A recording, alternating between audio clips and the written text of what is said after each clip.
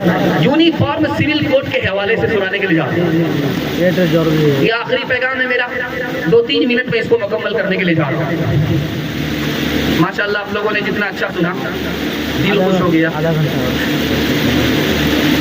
मैं तो समझ रहा था कि ये मिलाद बन जाएगा, लेकिन अल्लाह का शुक्र है पिछले साल के जलसा से भी अच्छा जलसा हुआ।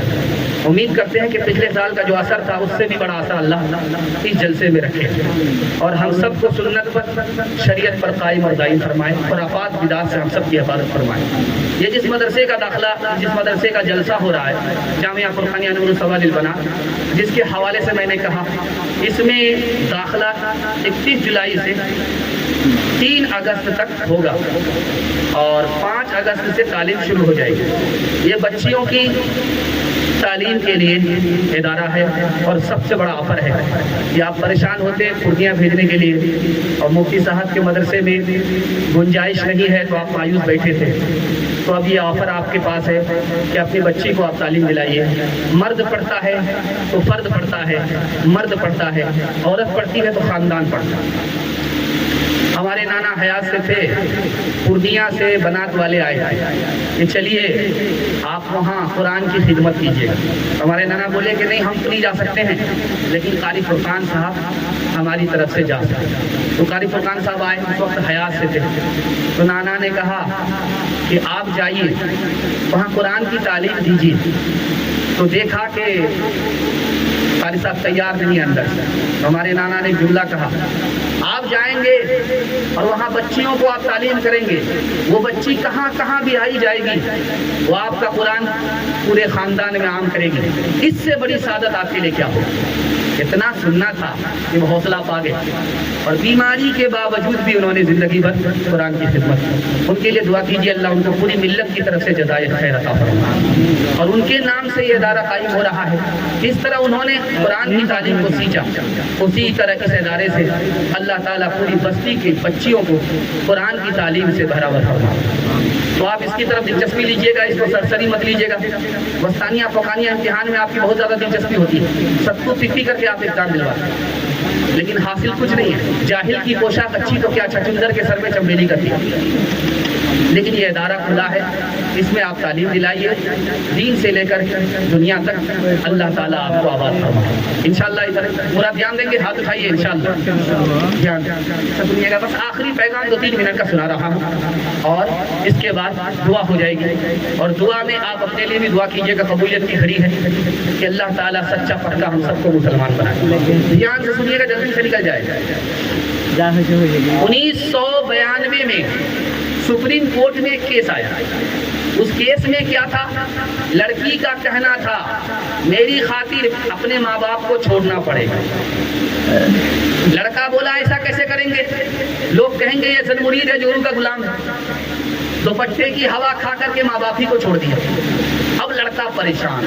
1992 में ये केस दाखिल हुआ है। लड़की ने केस किया है कि मेरी खातिर, मैं तुम्हारी बीवी हूँ, तुम मेरे शौहर हो, मैंने तुम्हारी खातिर माँ बाप को छोड़ दिया, खानदान को छोड़ दिया, तुमको मेरी खातिर माँ बाप को छोड़ना पड़ेगा। सुप्रीम कोर्ट में केस आया। गौर करने की बात है, हिंदू पर्सनल लॉ खत्म हो चुका 1954 में और ये केस आया है हिंदुओं का 1992 में। सुप्रीम कोर्ट के जजों ने क्या फैसला किया वो आपको सुन करके हैरत होगी। उन्होंने कहा बेटा बीवी को तो छोड़ सकता है, माँ बाप को छोड़ नहीं सकता। और वकील ने दलील पूछी कि आप कहाँ से कह रहे हो, तो हर मजहब में माँ बाप को छोड़ा नहीं जा सकता, चाहे वो हिंदू धर्म हो, चाहे वो इस्लाम हो, चाहे वो सिख हो, और ईसाई की तो बात हम करते नहीं हैं। ये 3 धर्म के लोगों का हाल है, इनके रीत और रिवाज का हाल है कि बीवी की खातिर माँ बाप को छोड़ा नहीं जा सकता। अगर हिंदू पर्सनल लॉ पर फैसला होता तो ये फैसला होता कि माँ बाप को छोड़ देना पड़ेगा, बीवी को रखना है, माँ बाप को छोड़ना है। लेकिन देखिए ज़मीर जिंदा है, मजहब जिंदा है तो इंसानियत जिंदा है, मजहब नहीं तो इंसानियत खत्म। और ध्यान से सुनिएगा, महाभारत में लाखों लोगों की जान गई है। जानते हैं किसकी वजह से? एक कानून होने की वजह, यकसा सिविल कोड की वजह से। गुरु ग्वालकर थे, उन्होंने कहा एक सा सिविल कोड नहीं होना चाहिए, हर ہندوستانی کو اپنے مذہب پر اپنے دھرم پر چلنے کی آزادی ہونی چاہیے. جس دن یہ آزادی ختم ہو گئی اس دن ہندوستان کی موت ہے.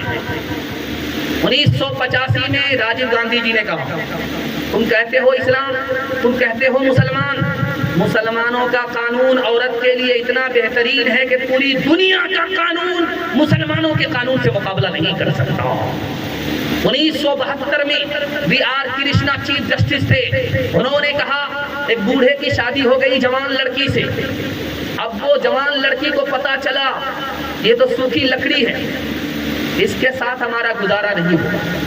اس نے جا کر کے کیس کیا اور عدالت نے مسلم پرسنل لا کے حساب سے فیصلہ کیا کہ اگر لڑکی جوان ہے، اس کا شوہر بوڑھا ہے اور لڑکی کا مطالبہ اس کے ساتھ نہیں رہنا ہے تو لڑکا کو طلاق دینی پڑے گی، لڑکی کو مہر معاف کرنا ہوگا. اب دیکھیے عدالت میں مسلم پرسنل لا پر غیر مسلم عمل کر رہے ہیں کیونکہ بھلائی اسی میں ہے. جوان لڑکی کو بوڑھے کے گلے میں باندھا نہیں جا سکتا. جانتے ہیں اس بی آر کرشنا نے کیا کہا؟ مسلمانوں نے عورت کو مرد کے برابر کر دیا، مرد کو عورت کے برابر کر دیا. اگر مرد بیوی کو چھوڑنا چاہتا ہے تو طلاق دیا، اور اگر عورت شوہر کو چھوڑنا چاہتی ہے تو خلا دیا. اس کے ساتھ بھی انصاف کیا، اس کے ساتھ بھی انصاف کیا. ایک خاص بات سنیے، ہندوستان کی قانون میں دفعہ 44 ہے. وہ 44 میں لکھا ہے کہ ایک ملک ہونا چاہیے، ایک قانون ہونا چاہیے. لیکن اس کا سیدھا سا جواب دیا ہے کہ اگر سکھ کا نکاح ہو جائے سکھ سے کوئی جھگڑا نہیں ہوتا، اور اگر مسلمان کا نکاح مسلمان سے ہو جائے کسی کوئی جھگڑا نہیں ہوتا. عیسائی کا نکاح عیسائی سے ہو جائے کوئی جھگڑا نہیں ہوتا. لیکن اگر اس کے برعکس ہندو لڑکی ہو مسلمان لڑکا ہو، مسلمان لڑکی ہو ہندو لڑکا ہو، تو ایسا جھگڑا ہوتا ہے کہ خون کی ندیاں بہہ جاتی ہیں. لڑکی کی جان چلی جاتی ہے، لڑکے کی جان چلی جاتی ہے، زندہ جلا کر کے مار دی جاتی ہے. یہ کس وجہ سے؟ یکساں سول کوڈ کی وجہ سے. اگر مسلم پرسنل لا ہو، ہندو پرسنل لا ہو تو ہندو کا مسلمان سے جھگڑا نہیں ہوگا. اس لیے یہ جو قانون بنا، یہ سمویدھان بنا، اسی لیے بنا تاکہ ہر ایک کو مذہب کی آزادی ہو. مذہب کے درمیان میں ہندو کا مسلمان سے جھگڑا نہ ہو. اور ایک خاص بات دیکھیے، سچائی وہ دکھانے کے لیے جا رہا ہوں. ایک دفعہ ہے ہندوستان کی، اس کا نام ہے دفعہ 38 میں لکھا ہوا ہے کہ غریب اور امیر دونوں کو برابر ہونا چاہیے، مزدور اور وزیر اعظم دونوں کو برابر ہونا چاہیے، غریبی کو ختم ہونا چاہیے، دونوں کی تنخواہ برابر ہونی چاہیے. لیکن 2017 کی رپورٹ ہے پوری دنیا میں بے روزگار کتنے لوگ ہیں؟ 20 کروڑ لوگ ہیں. اور 2017-18 کی رپورٹ ہے سب سے بڑا بے روزگار ملک کون سا ہے؟ تو لکھا ہندوستان. ہندوستان دنیا کا سب سے بڑا بے روزگار ملک ہے. اور 1984 کی رپورٹ ہے اقوام متحدہ کی، دنیا کا سب سے بڑا جاہل ملک کون ہے؟ ہندوستان ہے. یہاں پر 62% مرد جاہل ہے، 72% عورت جاہل ہے. سب سے بڑا بے روزگار ملک ہندوستان، سب سے بڑا جاہل ملک ہندوستان. لیکن اس کی کسی کو فکر نہیں ہے، حکومت کو بھی